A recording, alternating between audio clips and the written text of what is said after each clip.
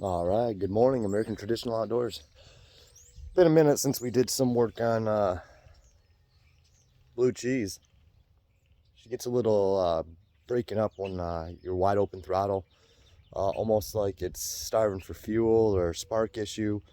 I called Evo. Most of my parts are Evo, so I called them. They said check your spark plug gap, which my spark plug gap was off. But it seemed to help a little bit, but it's still not quite right. So we went out and we purchased a high pressure fuel pump. We're gonna see if that does it, and I'm gonna take you along with me today to do it. All right, first things first, we gotta get the seat out of here. To get the seat out of here, we have to take the harnesses off. Kind of pain in the butt, but it's gotta be done. All right, now that the seat's out, we can easily access the fuel pump. This little cover here, let's take that off. That should be about it.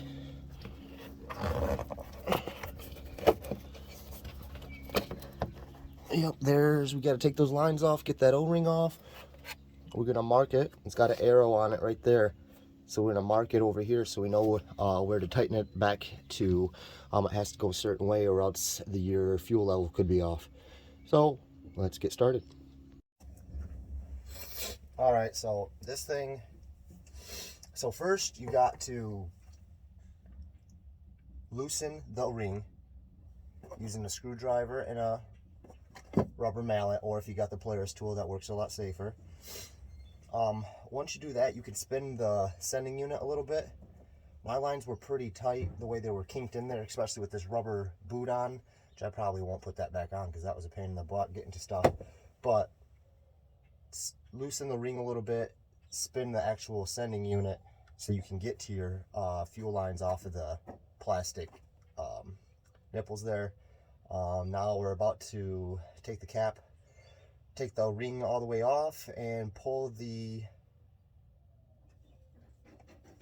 sending unit up and through.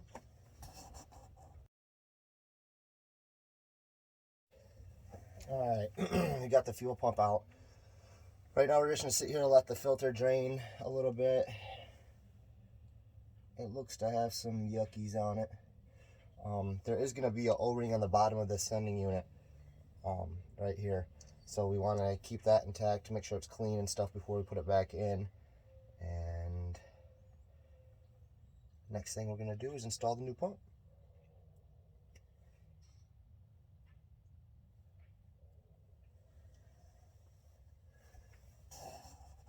All right, so here's the fuel pump. We're going to take the filter off here, which I believe you just pry in this plastic piece and it pops off. And then this tube right here, we're going to cut long ways with a razor blade.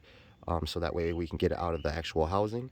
We'll spread apart this black casing and roll the pump out towards us. Also, don't forget to take off these wire terminals to put on your new pump. All right, we've got the old pump out, old filter out. The biggest problem you're gonna have is this hose that connects up here. It's got one of those crimp style hose clamps on it. Those can be a pain in the butt, especially when you're worried about breaking this plastic barb. Thankfully we didn't, so let's go ahead and put in the new one. All right, here's our new parts. High performance fuel pump, new filter, and a new connecting hose that goes from here to the pump, and it's got new clamps and they have nuts, which is cool because those crimp style suck. All right, quick note, we got it almost ready to be put back in.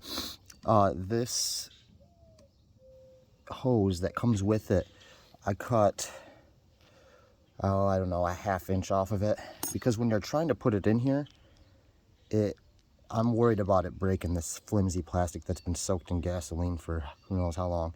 So I think it's a smart idea to take a little bit off of it and not take that risk of breaking your fuel pump assembly. We just got to put the terminals on, which should take no time. Snap the filter on the bottom here, and we'll be good to go. All right, we got it in. Man, the Only problem is that O-ring doesn't line up perfectly with the marks I had made. I don't know if that's going to play a part or not. I know I had a little over a half a tank in here. So let's check and make sure the fuel reading's right and see if she starts up. Pump definitely sounds louder. Yeah, fuel reading looks right.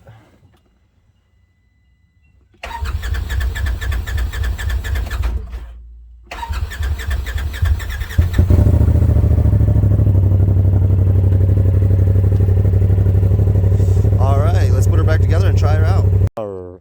Alright, so this is probably a couple days after I put that fuel pump in now. It's late night. I'm like, man, I forgot I did that video. I need to put it out there. So I put the fuel pump in. Fuel pump works great. That's how you install a fuel pump, period. Did that solve my issue? No. What I've narrowed it down to is I need to get a catch can really bad. I'm running a little bit more boost than your typical RZR Turbo S, so I'm throwing oil and all kinds of condensation into that intake, and I know it's messing up my fuel ratio and air intake and everything. It's not right. So the next step is to definitely put on a catch can, which I had ordered from Aftermarket Assassins. Just waiting on that, and we're gonna put a little Alba Racing oil breather in the top of the valve cover, and I'm hoping that will fix it.